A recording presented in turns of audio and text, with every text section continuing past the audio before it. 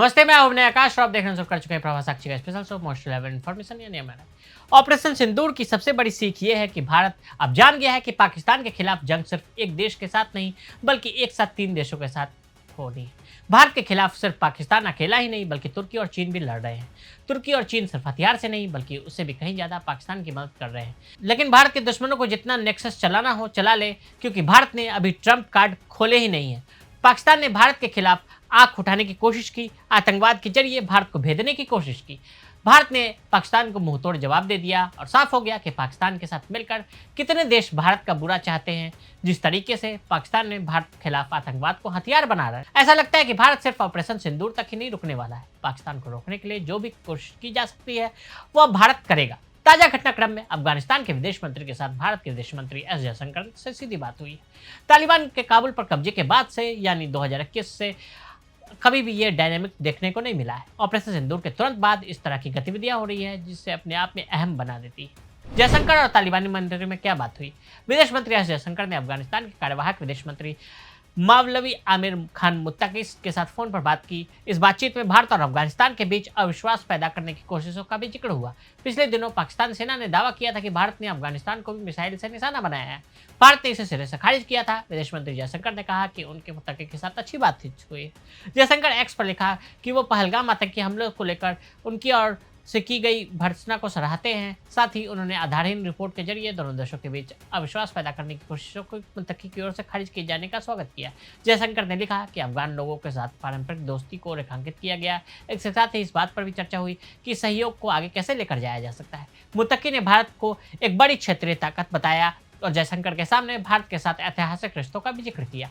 मुत्तकी ने इलाज और बिजनेस के लिए भारत आने वाले अफगान नागरिकों के वीजा जारी करने का मसला भी उठाया। वहीं भारतीय जेलों में बंद अफगान नागरिकों की रिहाई और प्रत्यर्पण का मसला भी बातचीत में उठाया गया है। भारत और तालिबान एक दूसरे के करीब आ रहे हैं। 2021 में अफगानिस्तान पर तालिबान के कब्जे के बाद से नई दिल्ली शासन के प्रति सतर्क रही है और उसे आधिकारिक मान्यता नहीं दी है।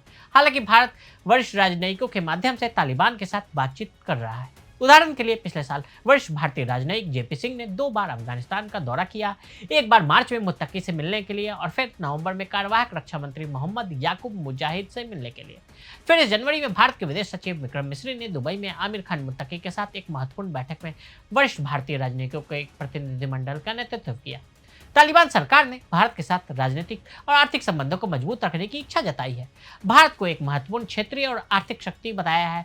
कथित तौर पर बातचीत व्यापार का विस्तार करने और ईरान के चाबहार बंदरगाह का लाभ उठाने पर केंद्रित थी, जिसे भारत पाकिस्तान के कराची और ग्वादर बंदरगाह को बाईपास करने के लिए विकसित कर रहा है। अप्रैल के आखिरी हफ्ते में दिल्ली ने विदेश मंत्रालय में पाकिस्तान, अफगानिस्तान और ईरान के प्रभारी संयुक्त सचिव एम आनंद प्रकाश को काबुल भेजा। उल्लेखनीय है कि यह यात्रा पहलगाम आतंकी हमले को लेकर भारत और पाकिस्तान के बीच बढ़ते तनाव के बीच हुई।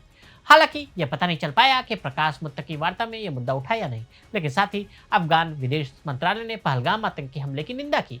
इसके प्रवक्ता अब्दुल कहर बल्खी ने कहा कि अफगानिस्तान के इस्लामिक अमीरात का विदेश मंत्रालय जम्मू कश्मीर के पहलगाम क्षेत्र में पर्यटकों पर हाल ही में हुए हमले की कड़ी निंदा करता है और शोक संतप्त परिवारों के प्रति संवेदना व्यक्त करता है। भारत तालिबान को अपने साथ क्यों ला रहा है?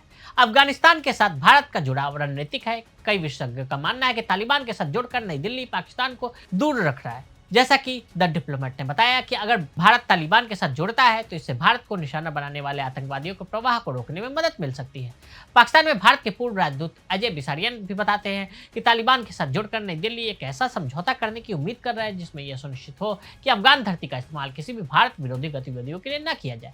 चीन फैक्टर भी है। जैसा कि अफगानिस्तान विशेषज्ञ शांति में मैरिट डिसूजा ने DAW को बताया कि भारत के लक्ष्य उस क्षेत्र में प्रभुत्व बहाल करना है जहां चीन ने अगस्त 2021 से अपनी उपस्थिति कायम कर रखी है। यह देखना बाकी है कि आगे क्या होगा, लेकिन फिलहाल अनिश्चितता सामान्य बात लगती है।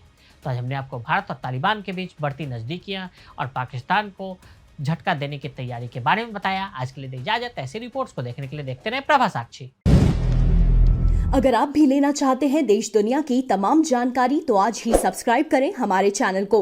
साथ ही नीचे दिए बेल आइकन को जरूर दबाएं ताकि हर अपडेट आप तक पहुंच सके।